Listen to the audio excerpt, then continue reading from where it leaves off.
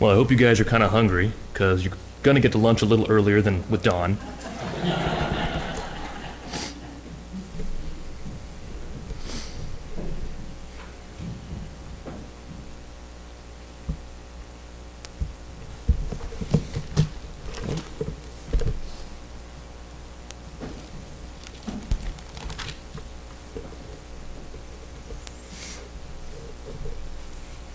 All right, I'm going to go ahead and pray.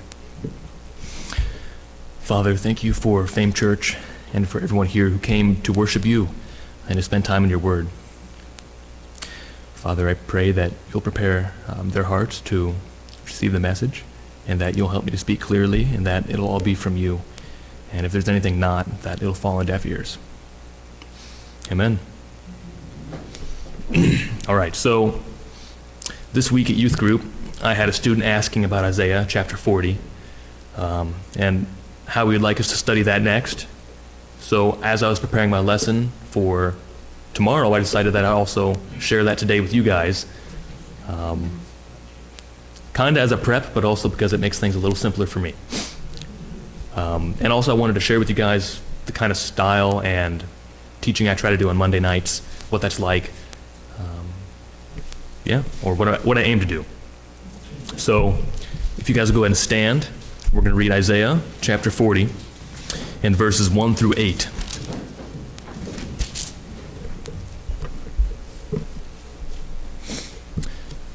Comfort my people, says your God. Speak tenderly to Jerusalem and cry to her that her warfare is ended, and that her iniquity is pardoned, that she has received from the Lord's hand double for all her sins. A voice cries, "In the wilderness prepare the way for the Lord. Make straight in the desert a highway for our God. Every valley shall be lifted up, and every mountain and hill be made low. The uneven ground shall become level, and the rough places a plain. And the glory of the Lord shall be revealed, and all the flesh shall see it together, for the mouth of the Lord has spoken." A voice says, "Cry." And I said, "What shall I cry?" All flesh is grass, and its beauty is like flowers of the field. The grass withers and the flowers fade, when the breath of the Lord blows on it. Surely the people are grass. The grass withers and the flowers fade, but the word of our God will stand forever. All right, thank you guys. You may be seated. So we're picking up in the middle of a book, right at a transition point too. So to really understand what's going on in the chapter, we have to know a little bit about the book before we just dive into the middle of it. So we know this book is written by Isaiah himself. Some scholars think it's written by 3 different people, but I don't believe so, because Jesus references all of Isaiah as being written by Isaiah himself. So I believe that it was written wholly by Isaiah. And it focuses on the judgment that Israel is going to receive. But through that judgment, through that exile, God will be making for himself a purified remnant, just like chapter 35, verse 10 says. And that remnant will bring God glory as the nations around Judah watch as their God brings them home out of exile into the land. And the book, Isaiah, is broken down into 3 major parts. So we've got chapters 1 through 39, and then chapters 40 through 55. And the third and final part is going to be 56 through 66. Chapters 1 through 39, they focus on how God will purify a remnant of his wandering people through judgment. In the section we're going to be in today, that's 40 through 55, we're just going to focus on 40, that focuses on God comforting his discouraged people who are in exile.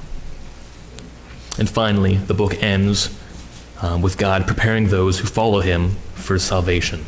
And that's 55 through 66. So back to chapter 40 here. We see that this is a transition point in the book. It changes from how God is going to purify his people to how God's going to comfort his people. So the language here is a little bit different than prior places in the book. And keep that in mind as we move through the beginning of chapter 40.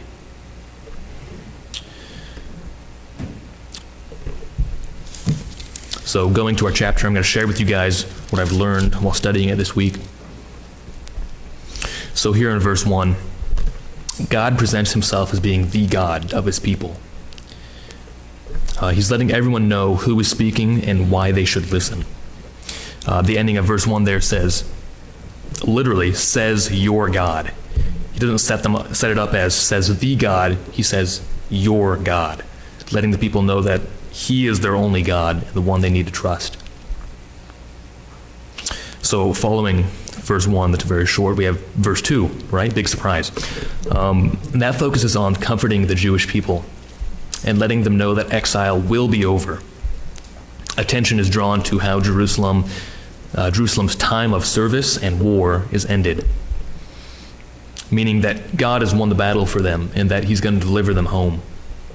Also in verse 2, God says Jerusalem has received from the Lord's hand double for all of her sin. And when I was first studying this, I was kind of confused. I was wondering why God would punish them twice for their sin. But after looking a bit more, that's not what it means. It's actually a common Jewish or Hebrew idiom, I guess, meaning that they have received justly the punishment for their sin. So like they've received a double helping, exactly what they deserved for the sin they've done.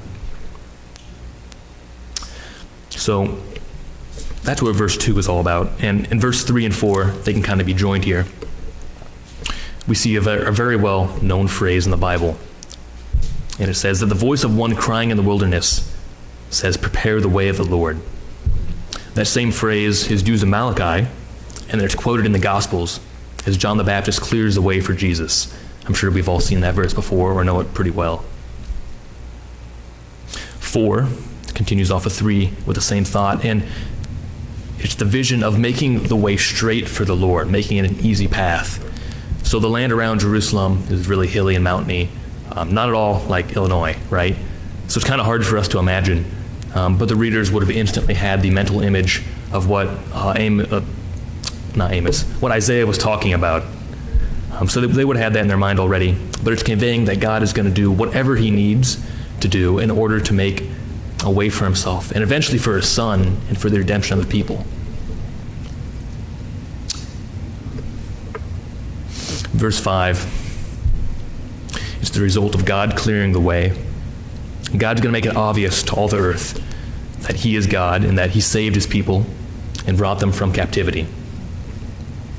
The same way he used the Egyptians and the captivity Israel is in there to show his glory, he's going to use the Babylonian exile, and has used that to bring himself glory so that the people in all the earth will know who he is and that he is God.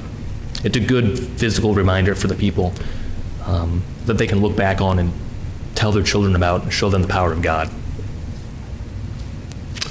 So the next set of thoughts, at verses 6 through 8 as a whole, they're another bunch of well-known scriptures, and they focus on how the everyday things we see, like the flowers and the grass, how they're all temporary. They're here one season and gone the next, and we all know that, right? We get the imagery, but how often do we contemplate it? This message is obviously important because God tells Isaiah to cry it out or to proclaim these things to the people. And he doesn't just mention it once, he mentions it several times. So the grass is going to wither, and the flowers, they're going to fade.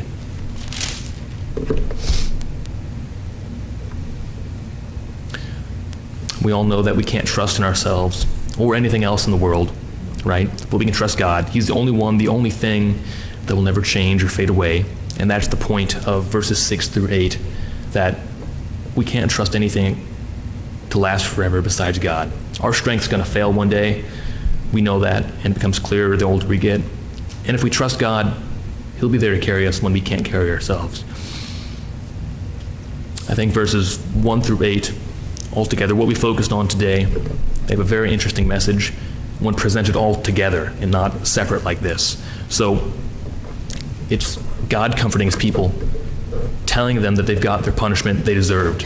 They're going through the hard stuff right now. And then the sin is being weeded out to get ready for God to show his glory and his goodness to his people and to all the world. And then that they don't need to trust in themselves, or else they're going to fall right back into the same sin. They need to be willing to trust God as the one who doesn't change, because God and his word are the only things that will endure forever. So that's what I learned while studying Isaiah this week. I know those kind of short, but thanks for letting me share that. And let me close in prayer.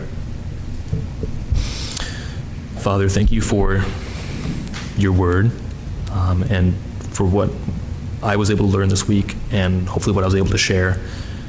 We know that your word doesn't return empty, so I pray that even this would be useful and that your word will be able to keep it in our hearts. Amen.